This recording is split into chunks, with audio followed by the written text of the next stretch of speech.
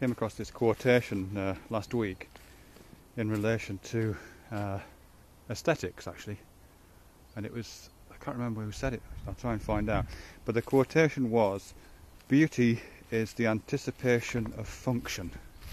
Beauty is the anticipation of function, which I really like, actually. I really like that for all sorts of reasons. I mean, one of the reasons, well, let me just see if I can flesh out what it means, really, at least as I understand it.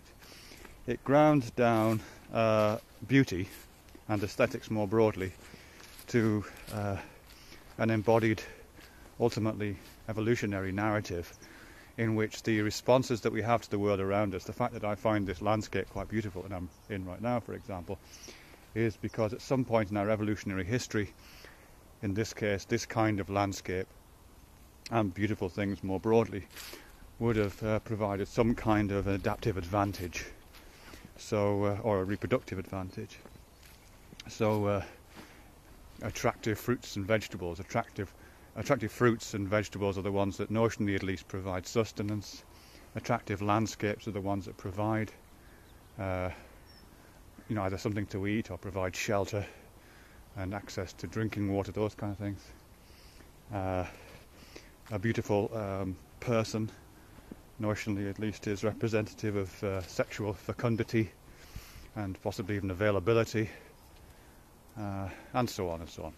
So to the extent that beauty is the anticipation of function, what that's about is that that when we find something beautiful, something is going on for us, or at least would have gone on for us sometime in the Pleistocene. Something is going on for us which anticipates using that thing in some way. And I know that's quite problematic language when you're talking about other human beings, but nevertheless, I think that's the logic of that. That there's a kind of affordance logic going on. Affordance being that form of perception which perceives the functionality of something.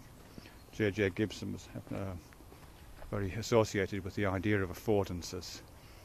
So when we look at something, before we identify it as an object, or before we break it down into its constituent parts and do a kind of analysis of it, the first thing that happens is that we imagine ourselves using it, and possibly even start to position ourselves in relation to it.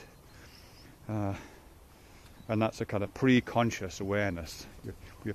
He says we're pre-consciously aware of the objects and events that surround us, that we come into contact with, by this process of affordance. And that affordance carries with it certain anticipations, the anticipation of using something. And if there's something that we're anticipating using seems to embody a more fully fledged functionality in terms of what that affordance might be, then we experience that anticipation as beauty. We grow weak in the presence of beauty. Not quite sure why I started talking about that. Oh, I suppose I was thinking about beauty in abstraction, really, maybe something to do with that. Because one of the examples that I may have cited before is in relation to Ramachandran's writings on aesthetics and beauty. And he gives this list of occasionally 8 or sometimes 9 and occasionally 10 kind of triggers, aspects of particular phenomenon which we interpret as beautiful, or which we interpret as attractive and are aesthetically drawn to. And one of those he talks about is symmetry, which is the simplest example, really. And he says, that we seem to be drawn to symmetrical things. We tend to like architecture that's symmetrical. We tend to like design that has symmetry to it. We tend to like all kinds of things, particularly when we're not engaged in kind of highfalutin art practice or very sophisticated architectural concerns. Different things kick in at that point.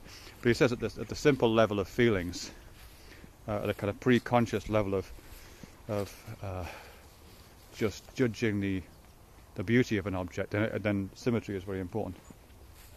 And I think one of the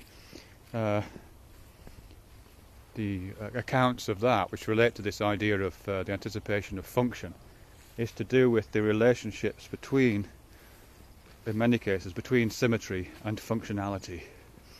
what I've heard argued is that many of the things that we come across, which we want to perform in a particular way, that we want a high level of functioning from, tend to be symmetrical. And he's particularly, I can't remember what it is now, I'll try and find out, particularly talking about living things. So for example, if I can go back to sexual partners for a moment, we tend to be drawn to beautiful faces, and beautiful faces are symmetrical faces usually. At least that's one of the characteristics that comes from the stereotypically beautiful face. And the beautiful body is a symmetrical body. And the evolutionary logic of that is that symmetry in bodily form is indicative of bodily health, at least has been in the past. That's the notion. So you're anticipating the functionality of a well-formed, healthy body as a potential source of reproductive success, I guess, or of other kinds of social relations, perhaps. But similarly with things like animals, I guess if you had a horse that's got a gammy leg, it's not going to function as well as a horse that's got 4 accurate legs. So symmetry in other ways are absolutely indicators of health, and things like crops. I'm not sure how it works out in terms of inanimate objects, but that's probably enough different kinds of symmetries at work in the living world around us, which does correlate to health and does correlate to functionality, that it would show up on the radar of our aesthetics as this thing about beauty and symmetry. We're anticipating the functionality of symmetrical objects. And once it's established, I think, it kind of floats free, that idea. It becomes an abstraction. So it isn't just beautiful faces, or beautiful bodies, or beautiful tables, or beautiful horses, or whatever, that have to be symmetrical to attract our attention. The fact that this symmetry seems to appear in all of these different guises starts to give symmetry itself the quality of an abstract aesthetic quality. So we start building houses that are symmetrical, or we start doing logos that is symmetrical, or we start building sculptures that have symmetry built into them, or clothes design, or all the other symmetrical entities that we have around us. And also play games with that. Of course, a lot of objects aren't symmetrical, a lot of art objects aren't, a lot of buildings aren't, but they always have composition as part of them. They're always composed on the page, on the canvas, in space.